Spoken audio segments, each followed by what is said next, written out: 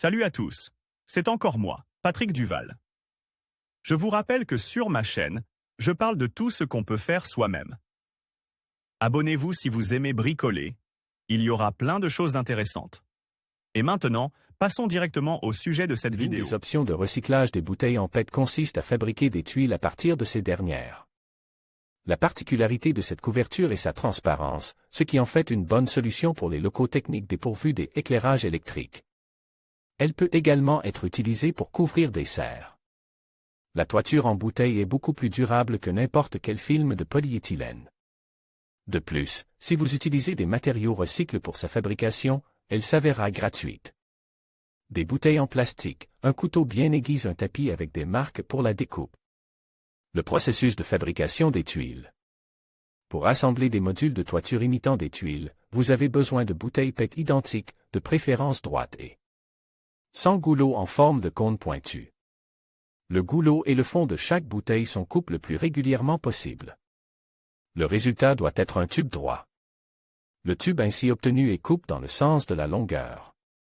Il faut essayer de faire en sorte que la coupe soit la plus droite possible. Il est ensuite redresse et coupe en deux dans le sens de la hauteur.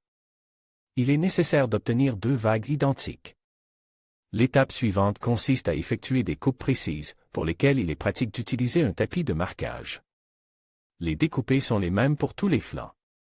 Sur l'un des côtés longs de la vague, il est nécessaire de faire des entailles parallèles aux bords. Elles sont réalisées par incréments de 2 cm.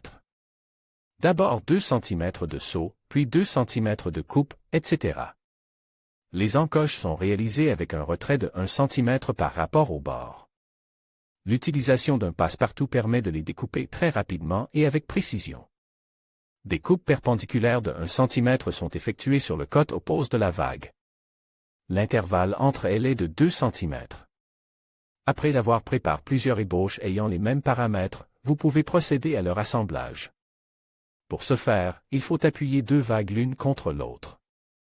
L'une est placée concave vers le bas, l'autre vers le haut. Ensuite, il faut insérer les pointes transversales d'une onde dans les coupes longitudinales de l'onde adjacente. Après avoir joint deux pièces, vous devez attacher la piste suivante à l'une ou l'autre d'entre elles et la fixer à elle. On prépare ainsi le nombre nécessaire de bandes d'une certaine longueur. Elles sont ensuite posées sur les lattes du toit de la même manière que l'ardoise. La bande inférieure est montée en premier, puis la suivante est posée dessus avec un petit chevauchement. Les bandes sont fixées au lito à l'aide d'une agrafeuse, de clous ou de vis autotaraudeuses. En utilisant pour la fabrication des tuiles en PET des bouteilles de différentes couleurs, vous pouvez former différents motifs sur le toit.